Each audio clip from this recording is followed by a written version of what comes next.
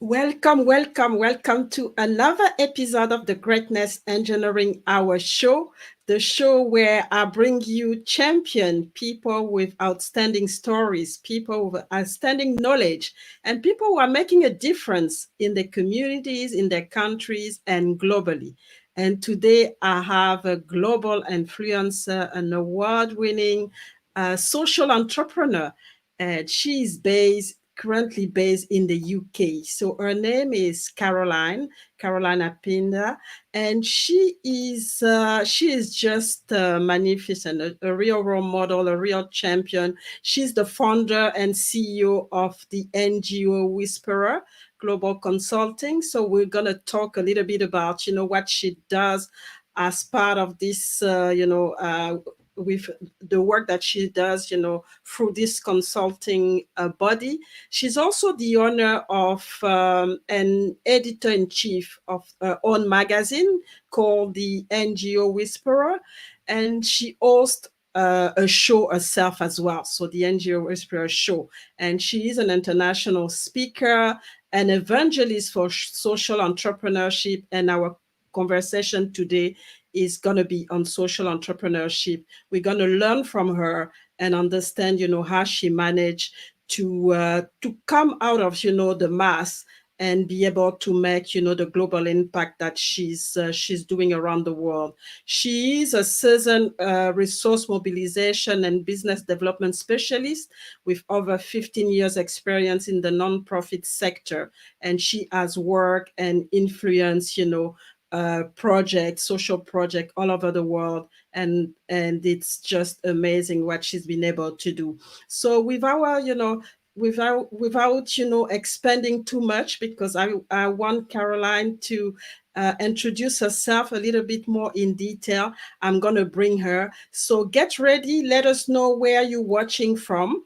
And also, like I always say, have your pen, have your paper, have your notebook, because this knowledge is Carolyne is gonna bring knowledge to you, and I want you to leave this platform with this knowledge and implement the knowledge, because it's one thing to listen and to take notes, but if you don't do anything with it, then there's no way you're going to be able to expand yourself and go to the next level of your greatness. So don't go anywhere. I'm bringing Carolyne now with me, and we're going to have this amazing conversation focusing on social entrepreneurship. So let's start this show.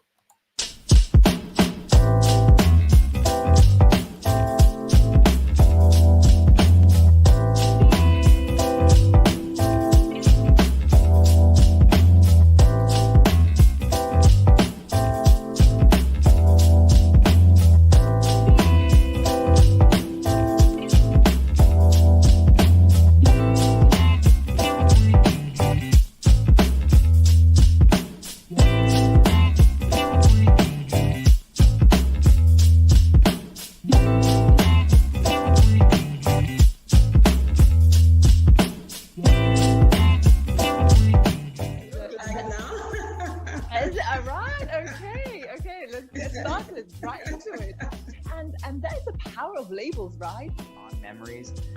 But as I got older, I started to be more aware of some of the abusive sides of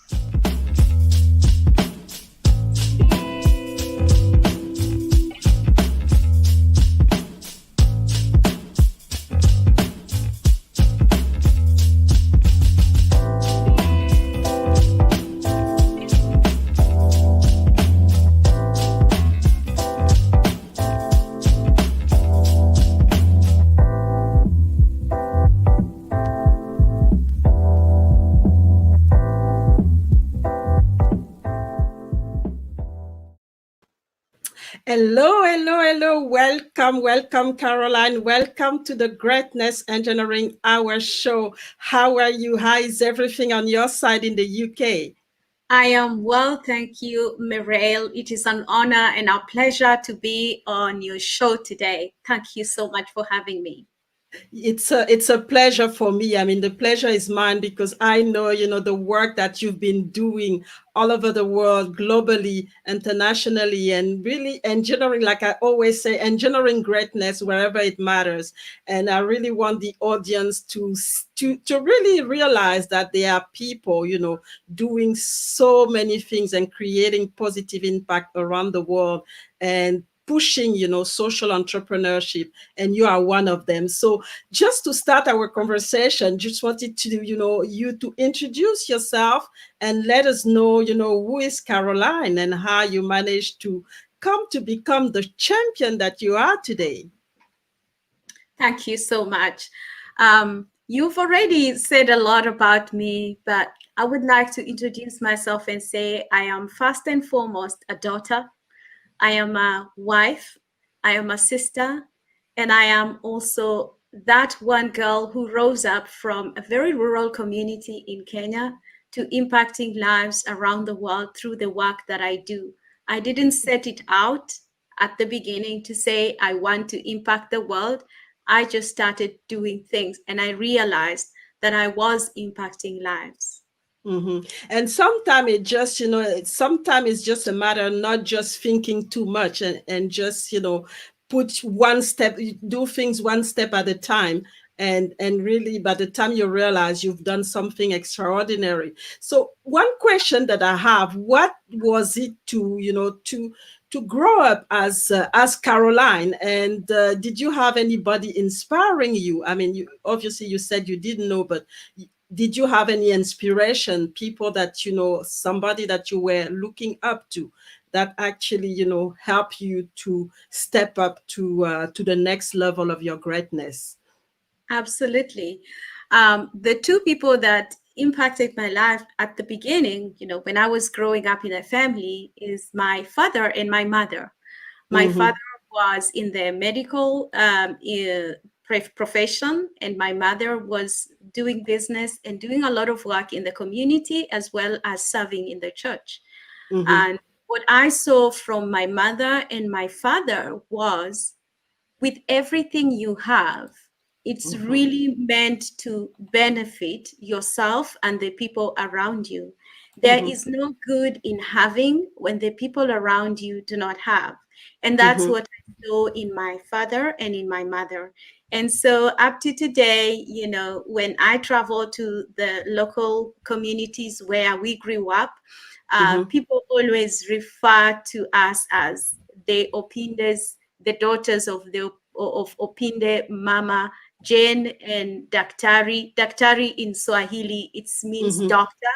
Mm-hmm. Daktari Opinde, and people always say all these great things about my parents. So Mm-hmm. that's how I learned to do good in the community and to impact the lives of people. At that point, being a humanitarian was not very well celebrated. So Mm-hmm.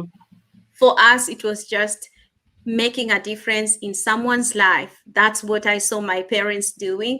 And then I started doing it through clubs in school. Mm-hmm. When you're growing up and there is your Boy Scouts and Girl Guides, very common in so many schools in Kenya where I grew up, there Mm-hmm. was that club in my school. And the Mm-hmm. one thing that we learned as Girl Guides and Boy Scouts was you have to do a good turn every day.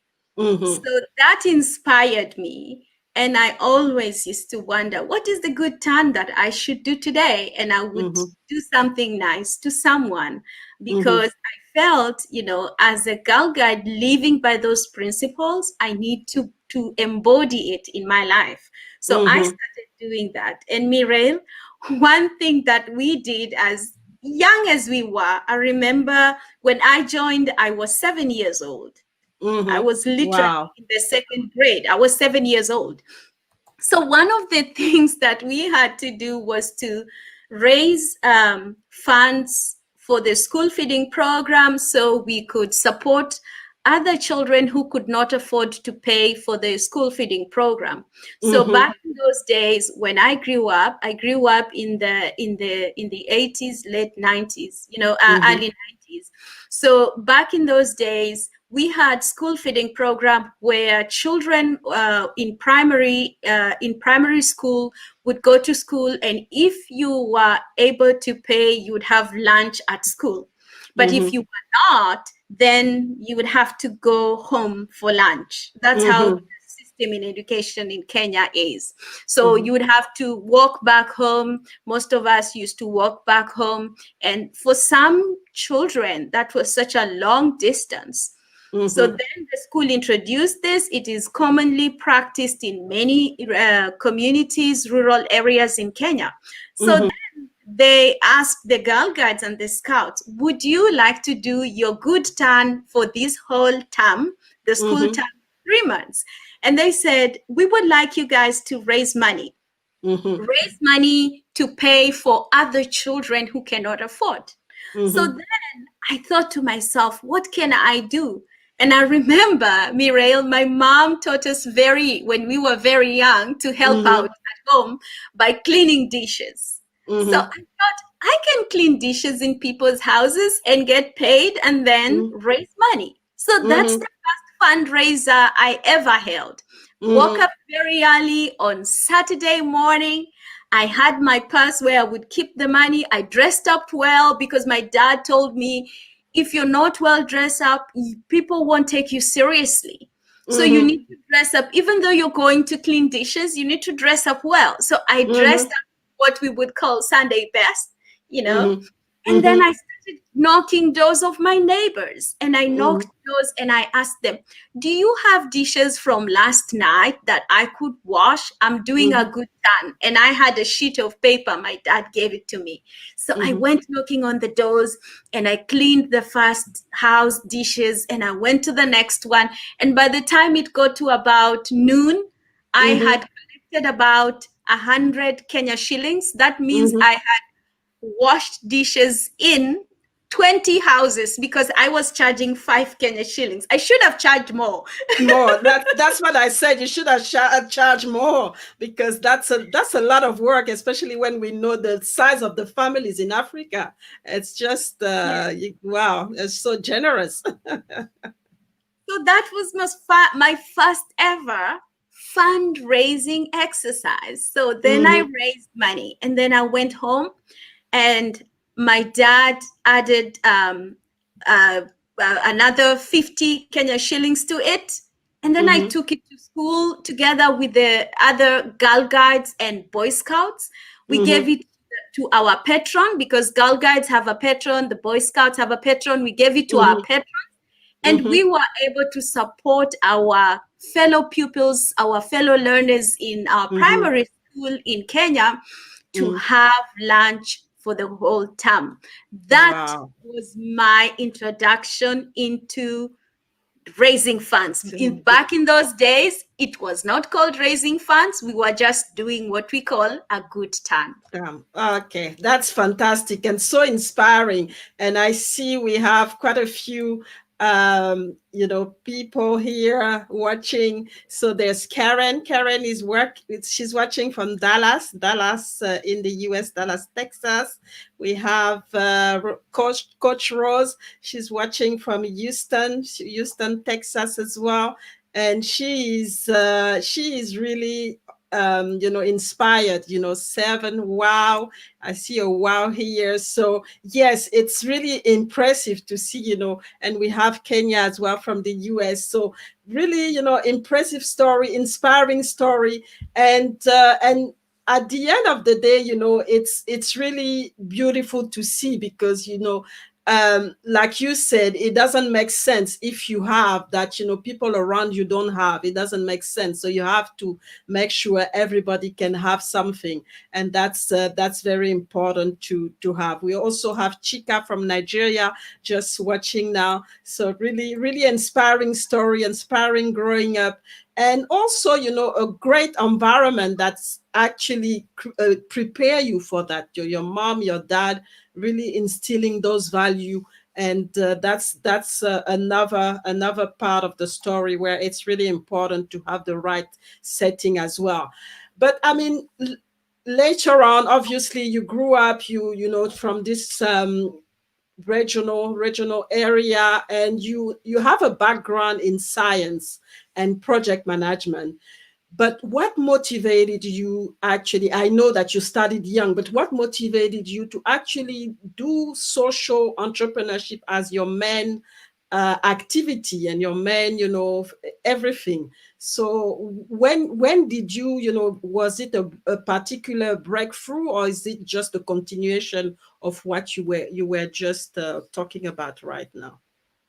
So, Mireille, it was always a continuation of things and values that my parents instilled in me, specifically my dad. I remember one time when we were reading newspaper, my dad used to like having us read newspaper for him. So at a very tender age, we would sit and he would have all the newspapers for the day. He used to read all the newspapers that are the national ones in Kenya. So we had Nation, we had a newspaper called Nation, it's still there. We had the Standard, and then he used to buy a Swahili one, which is equivalent to the Nation. It's called Taifa. It's the same. It's Nation means Taifa, Taifa means nation in Swahili. So he encouraged us to read news. So every day in the evening, after dinner, we would sit. Of course, he would listen to BBC News, radio. He used to listen to radio. I didn't grow up in a house with a television. So reading and listening to radio was our form of entertainment, and or entertaining our parents or other guests who are there by chatting or singing or dancing or something like that. That's the kind of household I grew up in. So when I started reading the newspaper, I learned a lot. And I remember at a very young age, I was very much aware of the apartheid system that was going on in South Africa. And I knew stories about, what was going on and the struggle for democracy in South Africa, and how other different countries and leaders around the world were coming together to protest against apartheid. And so I became very, very drawn to it. And I became very much aware that there are people who are not free to walk, to talk, or to just enjoy life. There are children who cannot just go to any school they want to go to because of their skin color. That raised awareness in me.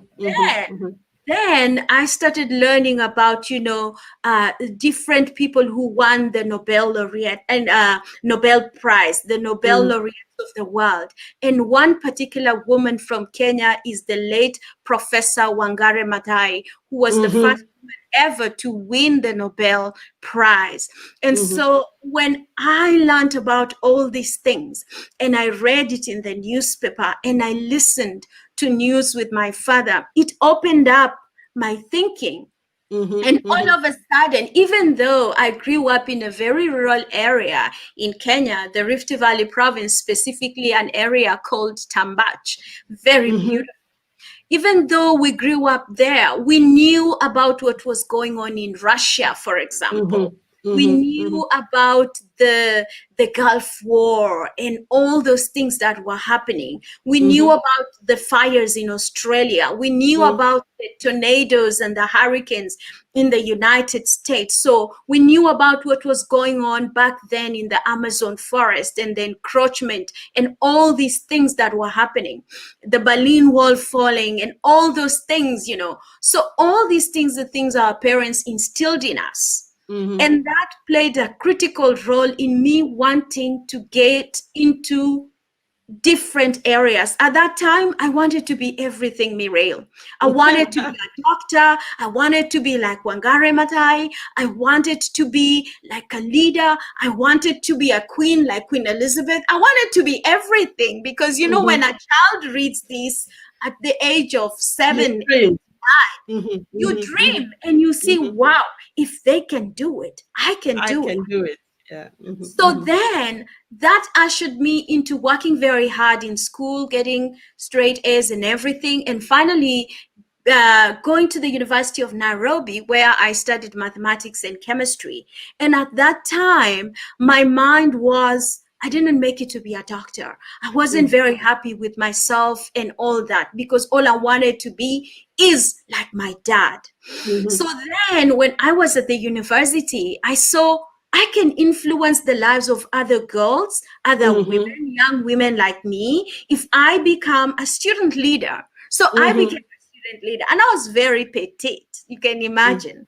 So then when I became a student leader, there was this one Kenyan amazing guy who ended up becoming my mentor. His name is Michael Mutungi, an engineer and also a theologian. He came to the University of Nairobi. He's a graduate of the university, graduated many years before us. And he founded this organization called I Choose Life. It was back then a HIV prevention program focusing on social behavior change communication. So then I was selected to be one of the student leaders who will be trained and become an advocate to speak about HIV prevention at the university. That opened my mind into now understanding what a nonprofit is, because back then I just used to hear my mom saying, oh, we are going for a meeting with an NGO, as we call them in Kenya, non-governmental organization. So then that inspired me, and I was like, wow, I want to do good. So all these things we've been doing, you can actually do it in a structured form through a nonprofit. NGOs, as we call them, non-governmental organizations. So I was trained. I was trained for about 3 months on HIV prevention, care, and support, with a focus on youth, and youth specifically who are at the university level. So then I graduated. After graduating, I was invited to be one of the volunteers. Back then, there was no funding for this organization. Mike Mutungi was running it from his own pocket, voluntary. So I offered and I told him I would like to volunteer. He said, no, we can't volunteer anymore. We have just received funding from the UK government, and the I Choose Life program is now a nonprofit. It has been registered. And so I would like to hire you. In 5 minutes conversation, I changed my mind from working. I was actually on my way to working at the Central Bank of Kenya. That's what I wanted to do, or to get into chemical engineering, because I studied mathematics and I also studied chemistry. I double majored in those. So I was thinking, what can I do? And he said, if you want, you can start working for us today. And I said, yes. And I've never looked back, Mireille. Wow, that's just amazing. Really, really amazing. Let's look at, comments. So, Chicas, nice one. Yes, it's a nice one. I'm impressed by this. And so Coach Rose, yes, NGO is a non-profit organization. I think that's what you call them in the US. So that's just amazing. And as you know, we can see the passion, the passion that you have, and really, letting all those big opportunities, that you created by going in some of the best school in Kenya, studying science, to just continue to serve and help over is just amazing. And that's just I can't actually, I don't know what to say. So we're gonna take a break, and then we'll be back with Carolyne, and amazing Carolyne, I must say, to continue and understand, her journey, but also to know exactly, now that she's been in the nonprofit sector for quite some time now, what are the key challenges and opportunity that she had. So don't go anywhere. We're gonna come back and continue this conversation.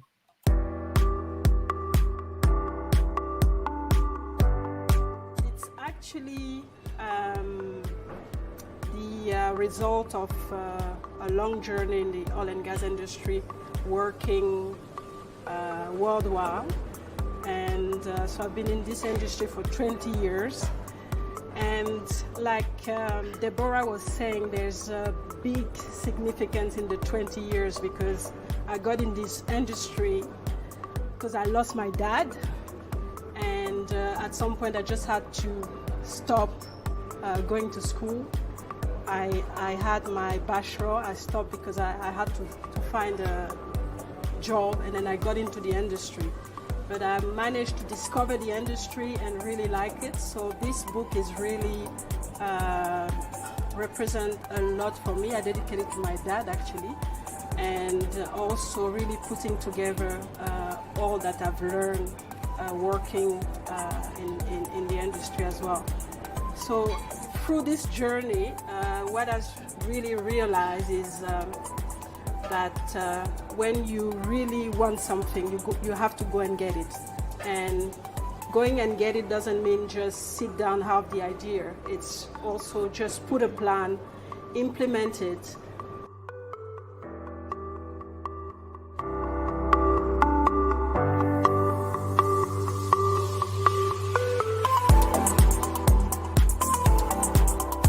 Really have to start going and inform the young generation that there are opportunities, and they should actually try to embrace some of those technical career in the oil and gas industry, and that's something that needs still to be done and strategized and start really at a very young age, because it's the industry is growing in Africa, so we will need the workforce, and it's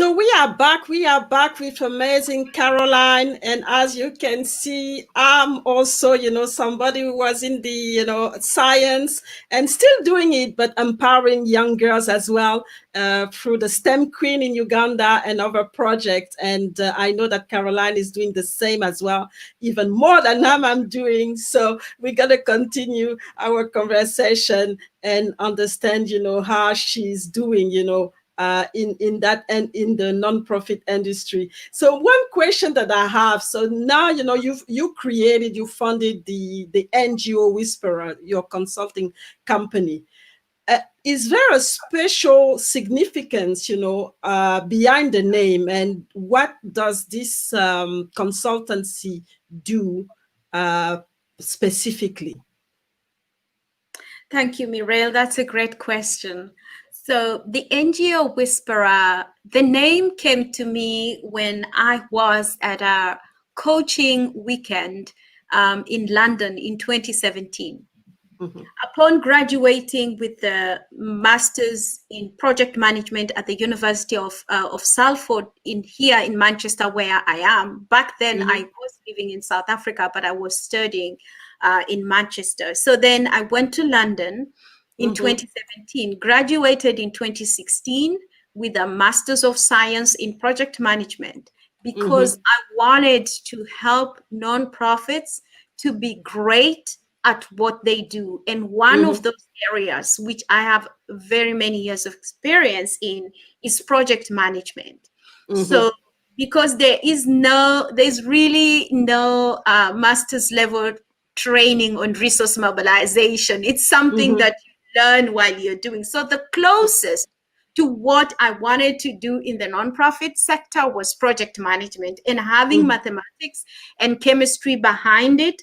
It's something, as an engineer, Mireille, yourself, project management and mathematics go very well together. So it was something that I could easily, take my Bachelor of Science in mathematics and chemistry and apply for Masters of Science, and I was accepted. So upon graduating, I thought to myself, I want to set up a consultancy business to help nonprofits to successfully do the work that they do.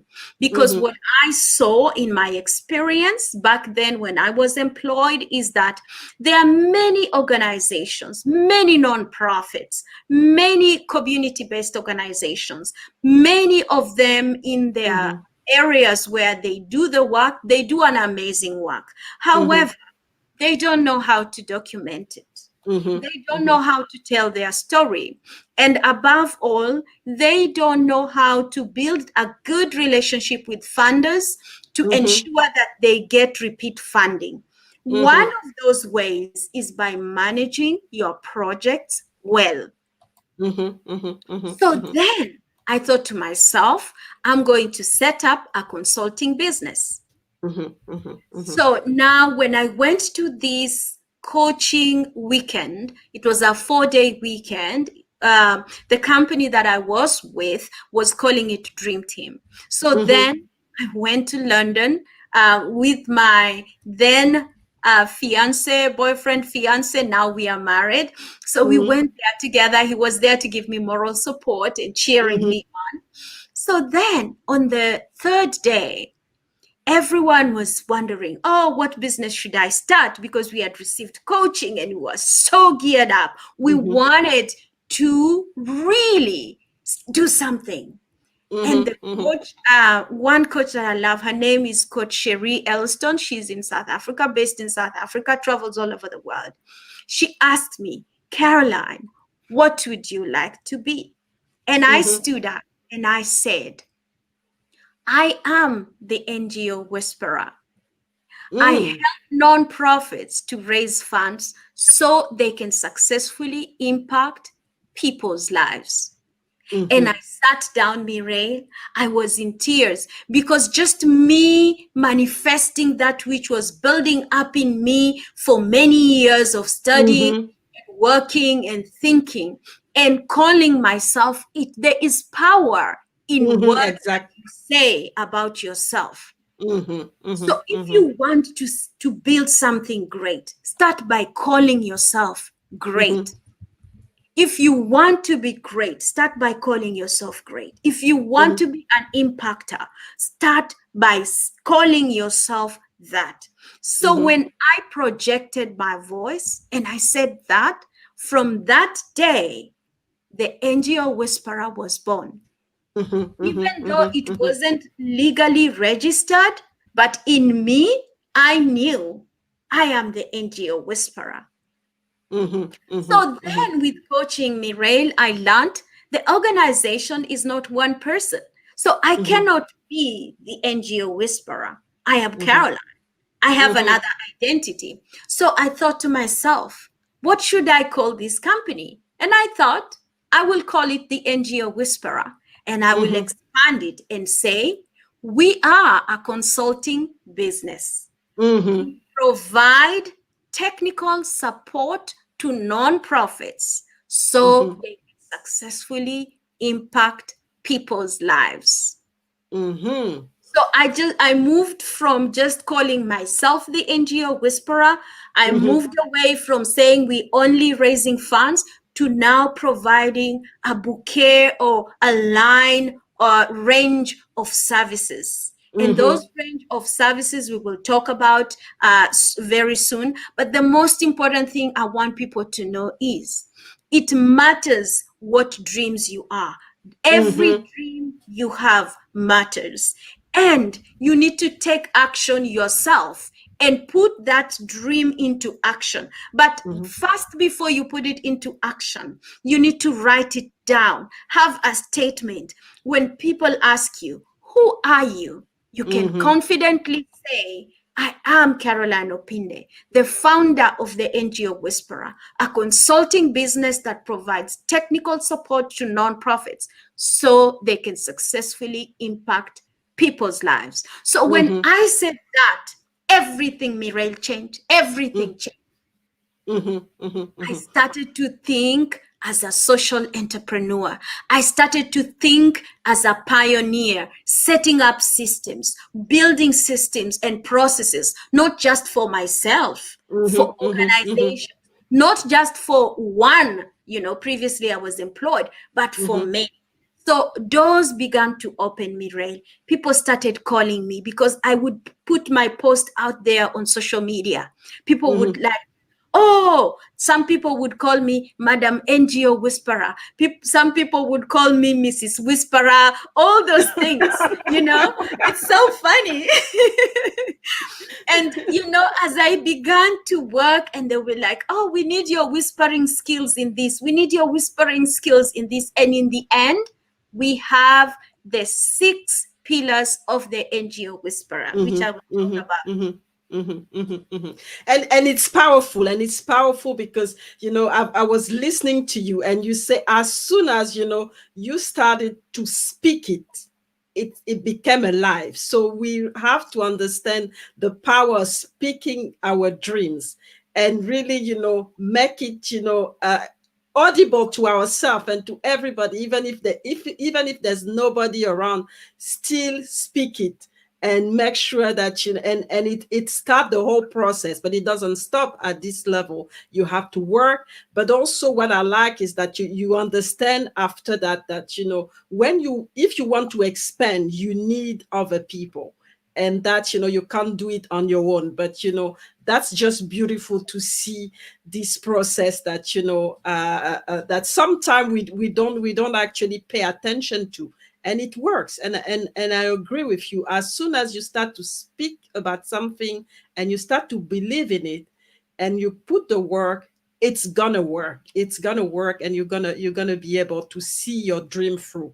And I hope the audience understand that. Let's just have another break here. So we have Kenya. Kenya is in the US. So woman inspiring others. Florence is watching from Burundi. I think Florence. We have also Chikas here, and Sophie has just joined us from Cameroon. So that's really good. So what are the pillars that you were talking about, you wanted to talk about before we go to the next step of the conversation? Anything particular that you want to add? Yes, so the NGO Whisperer has 6 pillars, and the 6 pillars came based on observed needs and expressed needs that I saw with nonprofits that I started working with, and also from my experience, having worked in the nonprofit sector, having raised over 100 million pounds and worked and managed projects up to 20 million at a time. So I was able to see gaps within organizations. So then, of course, because I have experience in raising funds, pillar number 1 is within the organization is actually raising funds, resource mobilization. So resource mobilization, as people always loosely call it, fundraising. There are so many different types of resource mobilization, and it's not necessarily money.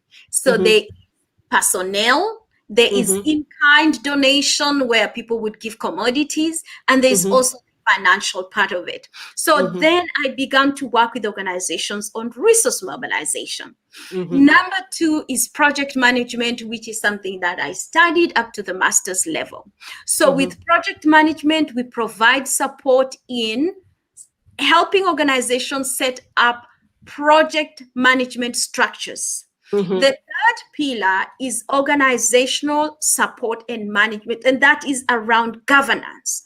So when you look at every institution, there is leadership structures, there are board members. How is the nonprofit governed? Is it governed in a right way? So we look at all those things. And where it's not governed correctly, what we do is we strengthen the leadership structure starting from the top. As John Maxwell said, everything rises and falls with leadership.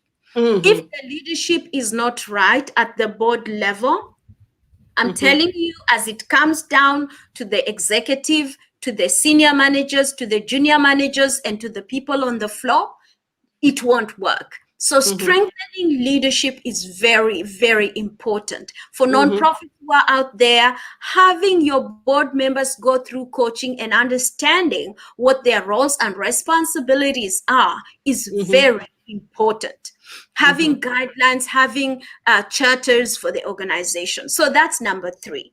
Number 4 is on compliance and enterprise-wide risk management. It is also attached to project management, but in a way, compliance in itself is a very important thing for nonprofits, because we have to comply to rules and regulations from the donor. We have to comply to rules and regulations from the government. We also have to comply with rules and regulations in the communities where we work, because you cannot come with your own ideology to implement a program in a community without first understanding the protocols of the community. So that's where compliance, enterprise-wide risk management is also part of it, but it is looking at risk as a whole, not just as a once-off thing. So right now, that is number 4.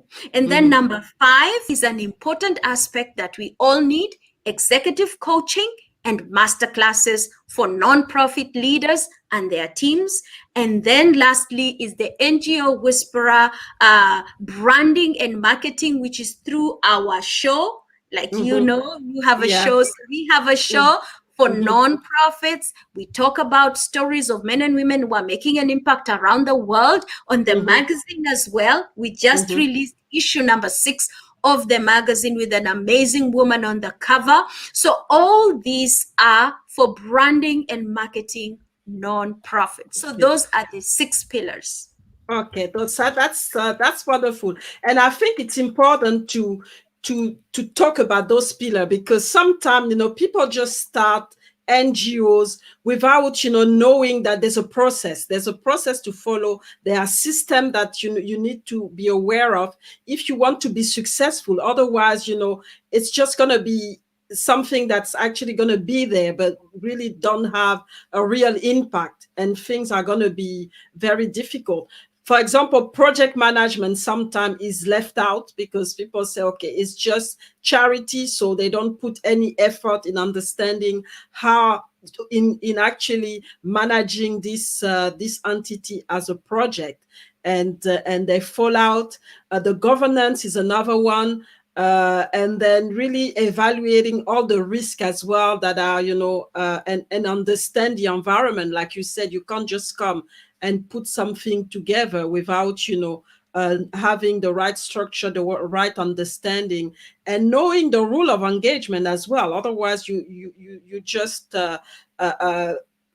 create, you know, your path to failure, and that's very important. So just want to show a little bit of, you know, I think that's what you had as structure, and really understand those pillars. I think those are the one that you've just described just right now, and I hope that, you know, the audience can see what it is. But so far, please get in contact with Carolyne if you want to understand a little bit more what it is all about, because as you could see, you know, as you could hear from her, there's a process, and you need this process. You know, you need to understand this process to be successful in what you're doing. So I mean, obviously you've gone far, but what are the key challenges that you had to face, you know,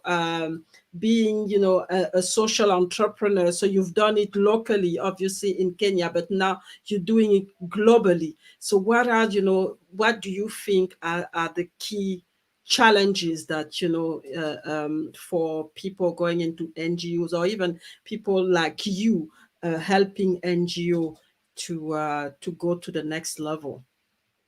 So when I started out, you know, I lived in Kenya, and then I moved from Kenya to South Africa in 2008 to work in the non-profit sector. So from 2008 up to last year, I was living in South Africa, and I became a resident of South Africa. So I have experience living in Kenya, my home country, South Africa, which became my second home, and now having married a Portuguese man who lives in the UK, I now have affiliations to 4 countries: Kenya, my home, South Africa, Portugal, and the UK, where we live.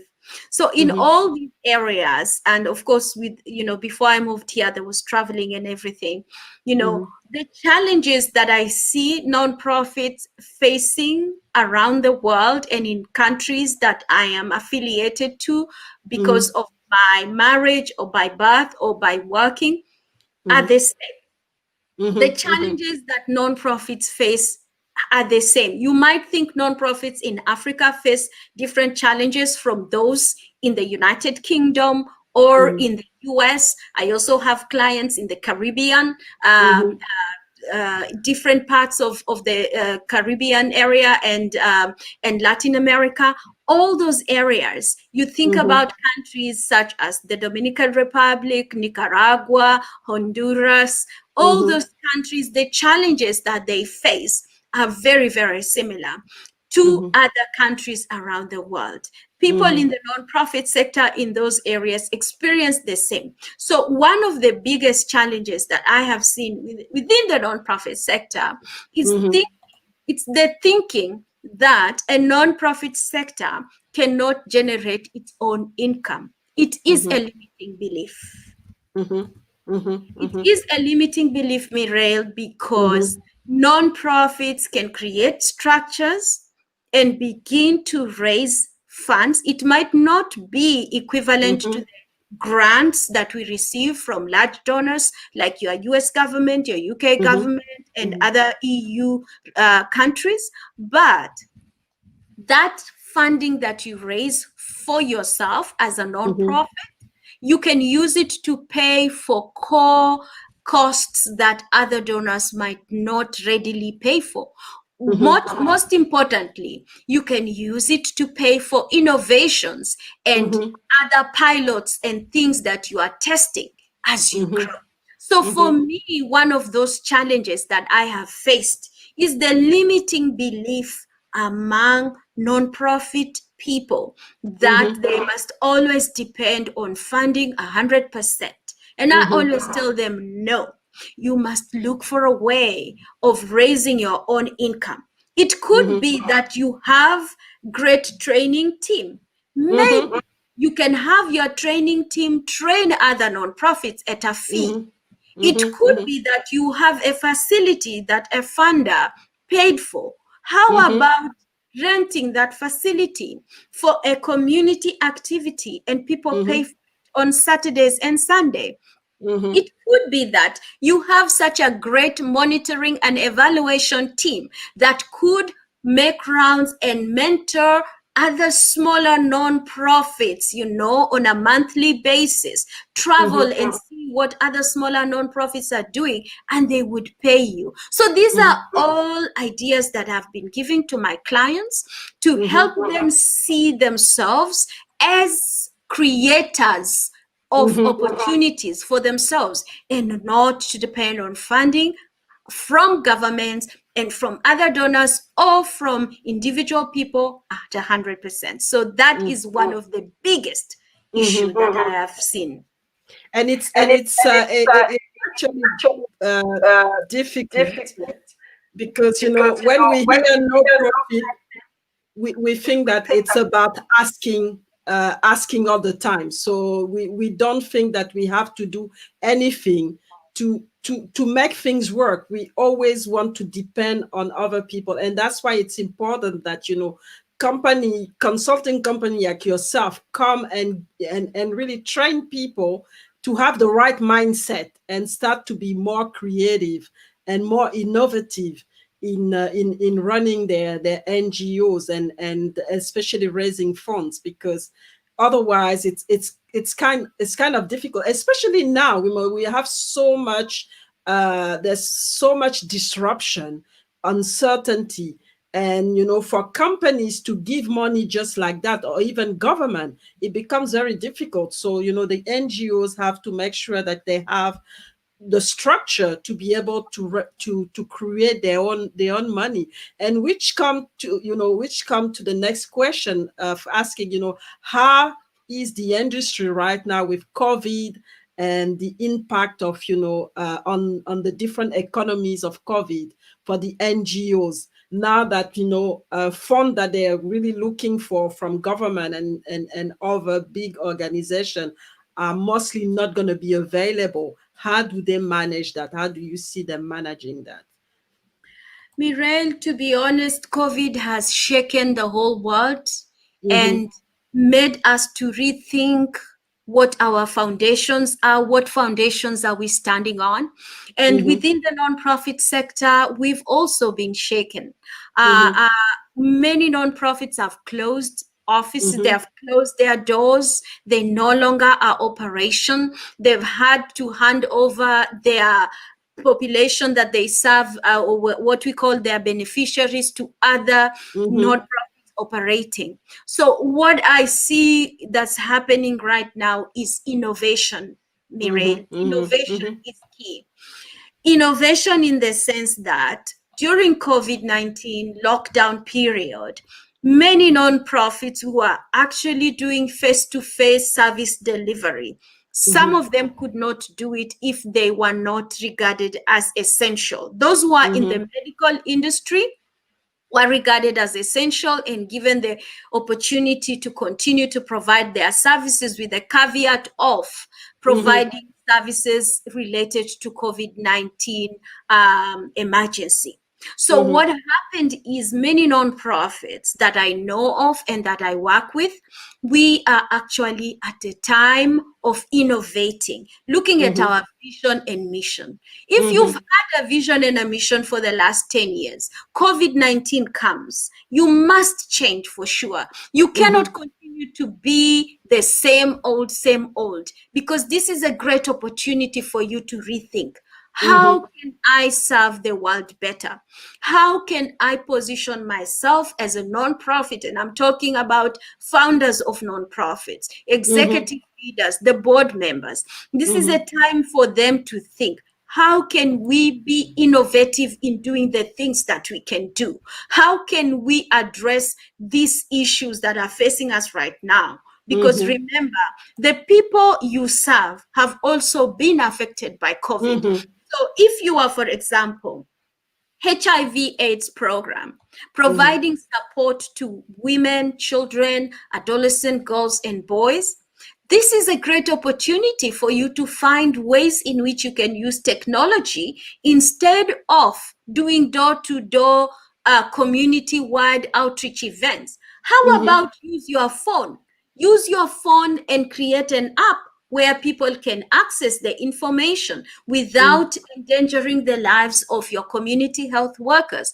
So I mm-hmm, have seen great examples, and many organizations that I worked with in the past have now adopted it. They have mm-hmm, an app, and they have community health workers now using phones to actually communicate with their clients. And you know what, Mireille? In the mm-hmm. most rural part of the world, you'll find people with a With phone. a phone, yeah, exactly, which is amazing, isn't it? It is. Mm-hmm, mm-hmm. So yes, so really, it's time for, and I think it's not just in a non-profit sector, for people to rethink the way they do things, the way they do business, the way they relate with the people that they serve, their customers, and even people that they work with, so that they can be more creative. And you were talking about innovation, so innovation is key, and really start to look at how to capitalize on existing technology to be able to navigate through this very uncertain time. So we're going to have a break. Before that, I'm going to have another round at the audience. So Sophie, Sophie from Cameroon, yes, there is power in speaking our dream. That's off, ladies. And then Karen here, yes, it's a limiting belief. Yeah, I mean, we live with a lot of limiting belief, and that's sometimes the blocker for things to advance. And must release the limiting belief. Yes, and she's enjoying, your insight. They are great nuggets. So we're gonna have a break, and we'll come back and for the last part of the show, and a very inspiring and a lot of knowledge for us today from Carolyne, and we're really thankful for her to really educate us in a way on social entrepreneurship and on the what's happening in the non-sector industry. So don't go anywhere. We'll be back pretty soon to continue our conversation with Carolyne.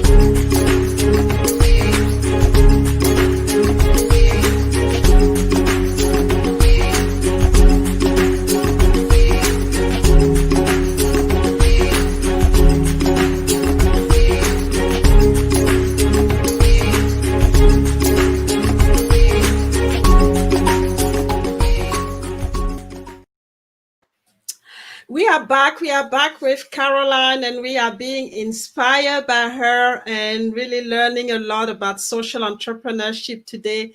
And we understood that, there's, it's not just something that you go into. There's a process, there are rules, and they are, they actually, and it's actually a full process that you have to know if you want to be successful and make the impact that you really want to create, especially a positive impact in your community or in the country where you have your NGO. So I wanted to ask you, Carolyne, I mean, you've obviously accomplished a lot, but what I wanted to know is, what is your greatest accomplishment so far, and what was key for you to be able to really be successful in this accomplishment? Mireille, that is a difficult question, because every day when I work with nonprofits, and they send me stories of what's happening in their communities, and they share stories of how lives have been changed, how teenage mothers who once did not have any idea of what they wanted to be are now pursuing education, starting business, and being somebody. How orphaned children are now going back to school and are healthy. How people living with HIV who did not have hope now have hope.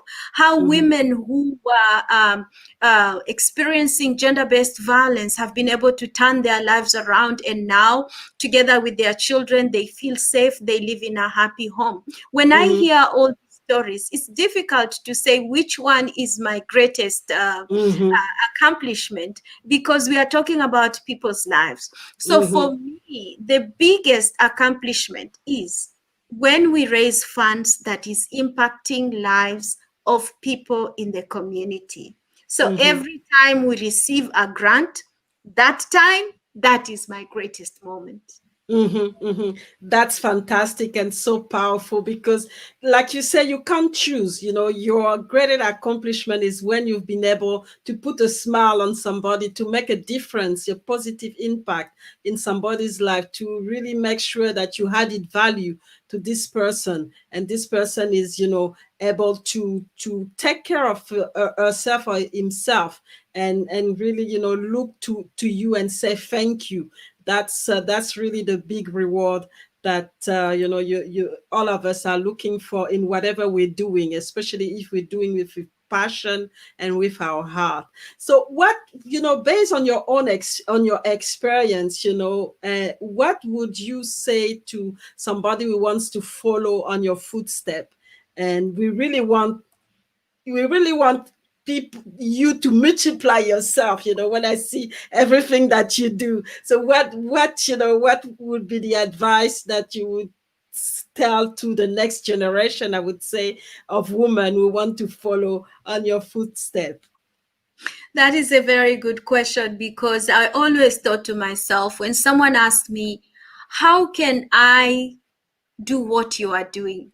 Mm-hmm. It's also a difficult question, Mireille, because Mm-hmm. when you are doing things, you don't wake up and you say, oh, I will do this and I will do this, and then it happens exactly that way and things turn out. Mm-hmm. Sometimes there are situations where I have pursued an opportunity and it did not work out. Mm-hmm. And there are some times when I wasn't looking for it and it came to me.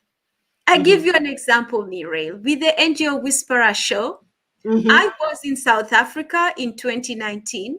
I was not looking to start a show, but a friend of mine, Nolita Nkosi, she sent me a message and she said, my friend, she calls me darling, my friend, can you please let me know when I can call you? I said, you can call me at 6:00. I had all consultation meetings the whole day. She said, how would you like to have your own show? I said, what do you mean? She said, how would you like to have your own show? I said, you mean a podcast? I said, yes, there's an opportunity. And I said, yes, I wasn't looking for it. So it's difficult to tell somebody, oh, how do you get that? Because maybe they don't have an Olita. Maybe they have a Mireille who is having this greatness engineering hour. They look at you and they say, I want to be like you. One thing, though, is very important. People say, follow your passion.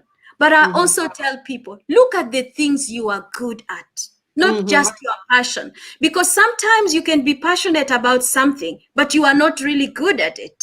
So when your passion, when your things that you're skilled at, they all marry together and you can make a source of an income. There's that tiny spot between passion, things that you're good at, the experience that you have, the technical skills, and then you have where you can make money. That small spot, when these three concentric circles come together, that is your sweet spot. Go after things that fall there, because as I am doing this, it is my passion. I have the skill because I studied project management. I have done compliance, enterprise-wide risk management, helped setting up non-profits, raised over 100 million pounds. So all these are skills that I have. Then I found a sweet spot where I can do great things and also make an income for myself, so that it's not just me working and getting burned out. So that's what I would ask any young person. Follow those three things, see what it is. And if you need help, reach out to us. We often look for opportunities to mentor young people, especially young girls who are looking at making an impact in their lives through whether it is through science or even arts. We are here for you. And I like the notion of the sweet spot, because sometimes we so focus on passion.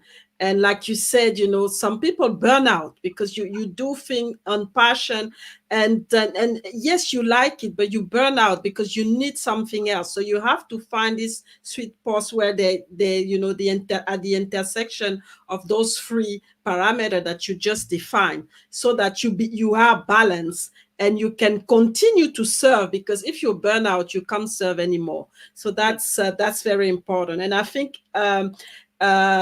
Coach Rose also liked, the sweet spot thing. I love it. And I know she's the one who actually sometimes burn out. So you got it.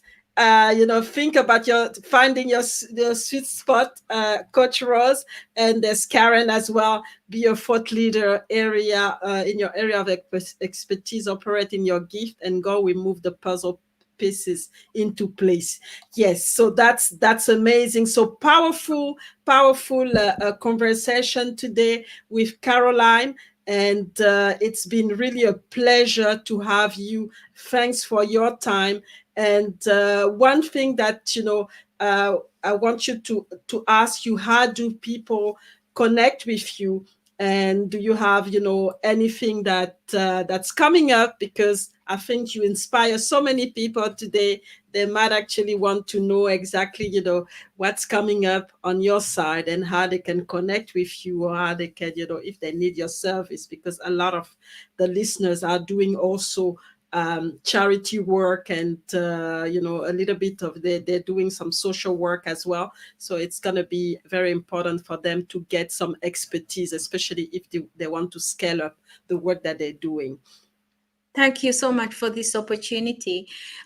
Anyone who is wanting to reach out to us, you can go to our website, the NGO Whisperer, and go there and you will find us. If you just Google NGO Whisperer, it will pop up our website. On our website, you can complete the form that says contact us, and we will respond right away with questions on which area do you want help in, and we will get you the help you need. Alternatively, you can connect with us on our social media. We are on every social media you can think of, at least the main ones: Facebook, LinkedIn, Instagram, and also go on YouTube channel, and you can see our channel there, the NGO Whisperer channel on YouTube. Connect with us there as well.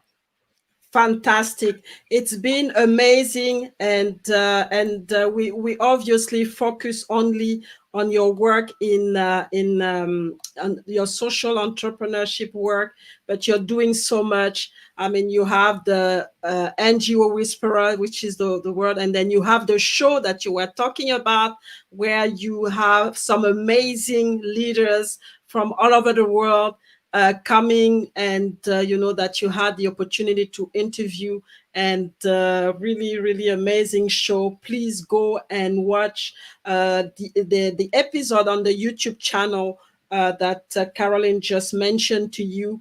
And she also has a magazine, so that's the NGO Whispering magazine.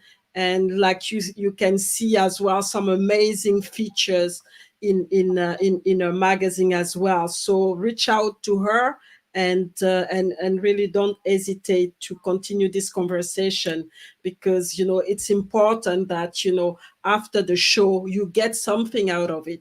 And the platform is there. You've had the opportunity to connect, and also, I mean, Carolyne has offered her knowledge, and help us to understand what it's all about when we talk about the nonprofit sector. So if you are interested to push for your own initiative, please connect with her directly, and really get going and go to the next step of your greatness, and generating greatness wherever it matters, in your community, in your country, and globally as well, like what Carolyne does in her own way. So before we leave, Carolyne, just wanted to ask you, what is the last message that you want to leave the audience with before we close out on this conversation today?